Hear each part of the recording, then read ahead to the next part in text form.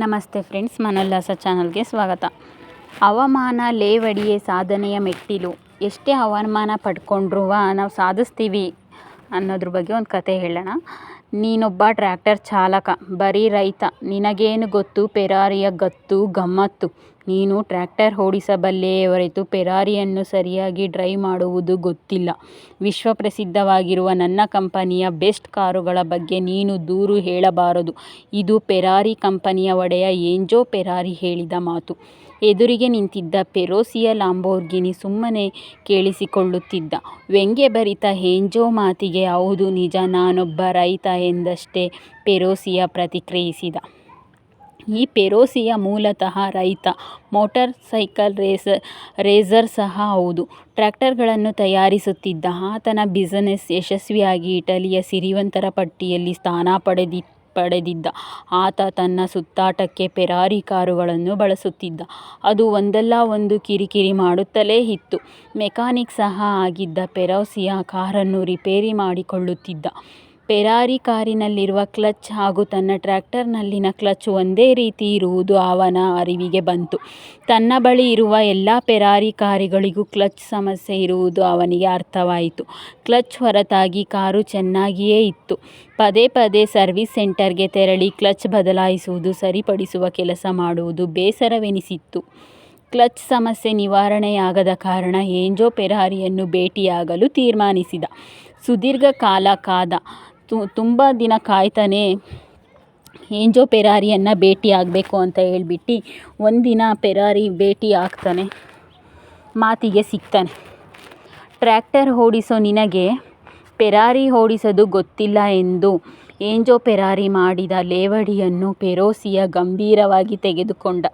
High-end sports ಕಾರುಗಳನ್ನು ತಯಾರಿಸಿ ಸೈ ಎನಿಸಿಕೊಂಡ ಲಾಂಬೋರ್ಗಿನಿ ಅನ್ನುವುದು ದೊಡ್ಡ ಬ್ರ್ಯಾಂಡ್ ಆಗಿ ಇಂದೂ ಉಳಿದುಕೊಂಡಿದೆ. ವಾಹನೋದ್ಯಮದಲ್ಲಿ ಫೆರೋಸಿಯ ದೊಡ್ಡ ಕ್ರಾಂತಿ ಮಾಡಲು ಅಂದಿನ ಲೇವಡಿಯೇ ಕಾರಣವಾಯಿತು. ಇಲ್ಲದೇ ಇದ್ದರೆ ತನ್ನದೇ ಜಗತ್ತಿನಲ್ಲಿ ಕಳೆದು ಹೋಗುತ್ತಿದ್ದನೋ ಏನೋ ಫೆರೋಸಿಯ ಲಾಂಬೋರ್ಗಿನಿ. ದೂರದ ಇಟಲಿಗೆ ಏಕೆ, ನಮ್ಮ ನಡುವೆ ಇಂಥ ಛಲವಂತ ಉದ್ಯಮಿಗಳು ಸಾಕಷ್ಟು ಮಂದಿ ಇದ್ದಾರೆ. ನಿನಗೆ ಇದು ಆಗೋದಿಲ್ಲ, ಇದು ನಿನಗಲ್ಲ ಎನ್ನುವ ಅವಮಾನದ ಮಾತನ್ನು 16 ವರ್ಷ ಎದೆಯಲ್ಲಿ ಹೊತ್ತು ಸಾಧನೆಯ ಮೂಲಕವೇ ಉತ್ತರ ಹೇಳಿದ ಉದ್ಯಮಿಗಳ ಉದಾಹರಣೆಗಳು ಕಾರ್ಪೊರೇಟ್ ಜಗತ್ತಿನಲ್ಲಿ ಸಾಕಷ್ಟಿದೆ. ಆಕಾಶವಾಣಿಯಲ್ಲಿ ಉತ್ಕರ್ಷಕ ಹುದ್ದೆಗಾಗಿ ಅಮಿತಾಬ್ ಬಚ್ಚನ್ ಇಂಟರ್ವ್ಯೂಗೆ ಹೋಗಿದ್ದರು. ನಿಮ್ಮ ದನಿ ಚೆನ್ನಾಗಿಲ್ಲ ಎಂದು ಅವರನ್ನು ನಿರಾಕರಿಸಲಾಗಿತ್ತು. ಆದರೆ ಅದೇ ದನಿ ಇಂದು ದೇಶದ ಜನರಿಗೆ ರೋಮಾಂಚನ ತರುತ್ತಿದೆ. ಒಂದು ಅವಮಾನ, ಒಂದು ಲೇವಡಿಗೆ ಇಷ್ಟೆಲ್ಲ ಶಕ್ತಿ ಇದೆ ಅಲ್ಲವೇ? ಯಾರೋ ಏನೋ ಅಂದರು, ಅವಮಾನ ಎಂದು ಸುಮ್ಮನೆ ಕುಳಿತರೆ ಸಾಧನೆಯಲ್ಲ, ಬರೀ ವೇದನೆಯಷ್ಟೇ ಉಳಿಯುತ್ತದೆ.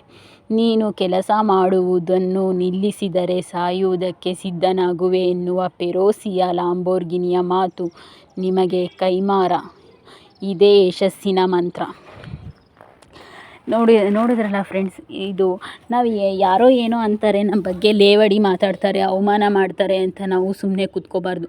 ಅದನ್ನೇ ನಾವು ಸಾಧನೆ ಅಂತ ಅನ್ಕೋಬೇಕು, ಛಲ ಅಂತ ಅನ್ಕೋಬೇಕು. ನೀವು ಎಷ್ಟಾರು ಮಾತಾಡ್ಕೊಳ್ರಿ, ನನ್ನ ಕೆಲಸ ನಾನು ಮಾಡೇ ಮಾಡ್ತೀನಿ.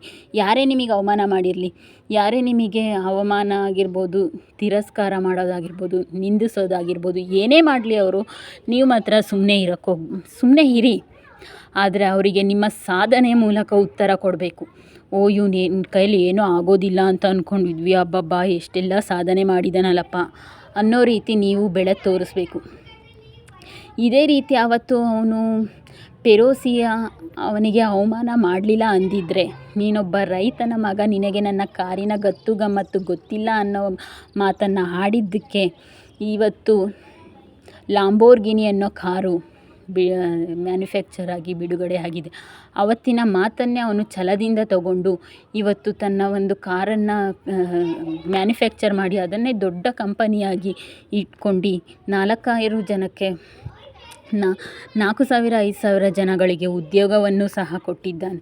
ಇದೇ ಥರದ ಛಲಗಳು ನಮ್ಮಲ್ಲಿ ಇದ್ದರೆ ನಾವು ಏನು ಬೇಕಾದ್ರೂ ಸಾಧಿಸ್ತೀವಿ. ಜನ ಹಿಂದೆ ಮಾತಾಡೋರು ಎಷ್ಟು ಬೇಕಾದರೂ ಮಾತಾಡಲಿ, ಆದರೆ ನಮ್ಮಲ್ಲಿ ಇರ್ತಕ್ಕಂಥ ನಾವು ಆತ್ಮವಿಶ್ವಾಸವನ್ನು ಯಾವತ್ತೂ ಕಳ್ಕೋಬಾರ್ದು ಅಂತ ಹೇಳ್ತಾ ಇದ್ದೇನೆ. ದಯವಿಟ್ಟು ನನ್ನ ಚಾನಲ್ನ ಸಬ್ಸ್ಕ್ರೈಬ್ ಮಾಡಿ, ಸಪೋರ್ಟ್ ಮಾಡಿ. ವಂದನೆಗಳು.